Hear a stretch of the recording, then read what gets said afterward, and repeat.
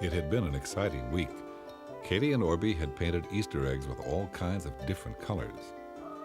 Some had wiggly lines and some polka dots, just like Orbie. They had drawn Easter bunnies and eggs and taped them on the big window in the living room. Mom bought one basket each for Katie and Orbie. They decorated them with ribbons and sparkly things. You can imagine the excitement, particularly because this was the morning the Easter Bunny brought his eggs. Katie was dressed up in her pink dress and Orbie had a bow tie on. Dad was just taking off his apron as Mom brought in the last of the breakfast dishes. It was time for the great, big, better-than-anything Easter hunt. Orbie wasn't too sure what that meant, but he knew it would be fun. Dad told Katie that he was very full from the terrific breakfast and thought that maybe a walk around the block would be a good idea. Hunting for eggs on a full stomach was not fun. Katie wanted to start the hunt right away, but Orbie agreed with Dad. If he walked off some of his breakfast, there would clearly be more room for Easter treats. So Orbie, Dad, and Katie set off to go around the block. Mom stayed behind to make sure the Easter Bunny found the house. Now, as they were walking, Dad told Orbie about all the fun things that Easter Bunny could bring him. There would be candy and eggs and chocolate bunnies. Katie told Orbie that last year the Easter Bunny brought her a new sun hat at a bowling game. Orbie thought this was a fabulous idea. He just couldn't wait to get back to the house. As a matter of fact, he was so anxious to get the hunt started that he thought maybe he should go home, put on some sneakers so that he could do whatever the hunt was really fast. As Katie was trying to remind Dad of what the Easter Bunny brought the year before last, Orbie headed back home. He darted in between the houses and through the backyard. He was halfway there when he realized he had not told Dad what he was doing. Dad might worry. Orbie turned on his heel to go back and see Dad when he noticed a bright, shiny egg sitting in the grass. Orbie looked at it for a moment, wondering why it was sitting there all by itself. Then he figured out that the Easter Bunny must have dropped it. Orbie bent down and picked it up. As he did, he saw another egg on the ground near the hedge. He picked that one up, too. The Easter Bunny was sure in a hurry to be so careless with his eggs. When Orbie picked up the second egg, he noticed a third one on the back step and a fourth under the garden chair, and suddenly, when he looked for them, he saw a whole bunch of eggs all around the yard. Orbie just couldn't believe it. How could the Easter Bunny drop so many eggs? There would be none left for Katie and him. Soon his arms were full to spilling with eggs and treats. Orbie decided that he would have to put them somewhere so he could pick up the rest. He placed his armload in the wheelbarrow. Then he raced around the yard and picked up everything else he could see. Orbie just knew that the Easter Bunny would be very glad that he had helped out. In his hurry to help the Easter Bunny, Orbie completely forgot to tell Dad what he was doing. When Dad walked around the corner of the house, Orbie remembered. He felt bad.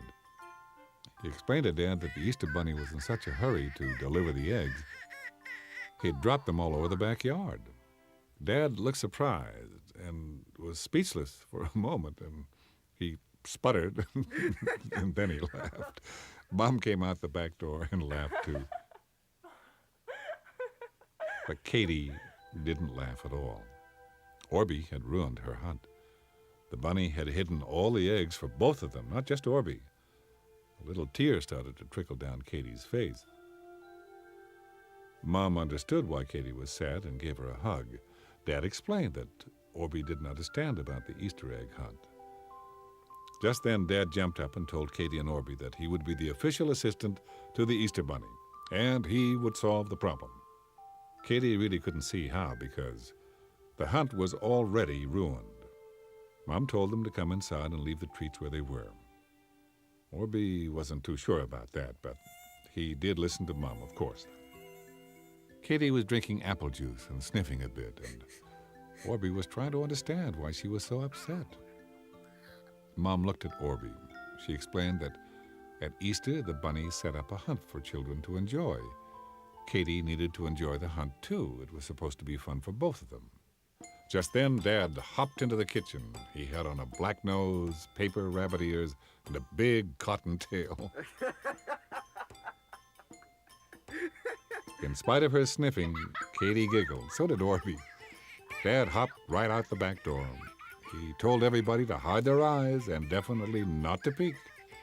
They all did, including Mom, who kept giggling. Soon Dad came in. He said he had done his best to be the official assistant to the Easter Bunny, and now it was up to them to have fun. He gave out the Easter baskets. They made a grand sweeping gesture toward the back door. Outside, no one could see any eggs, but then, when they looked hard, they began to spot them.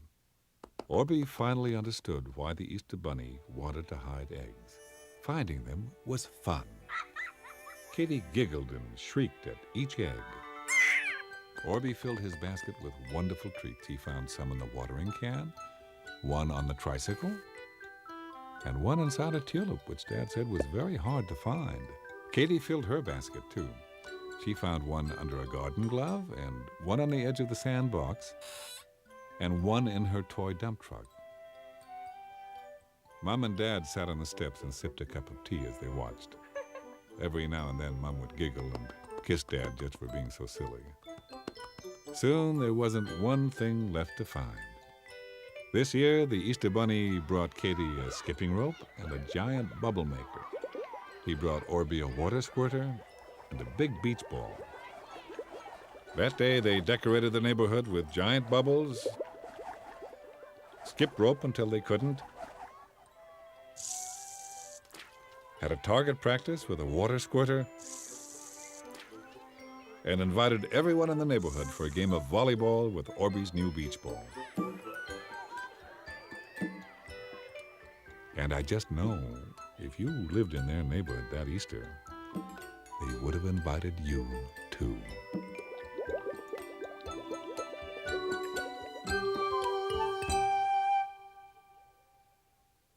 Did you know? Did you know? Did you know?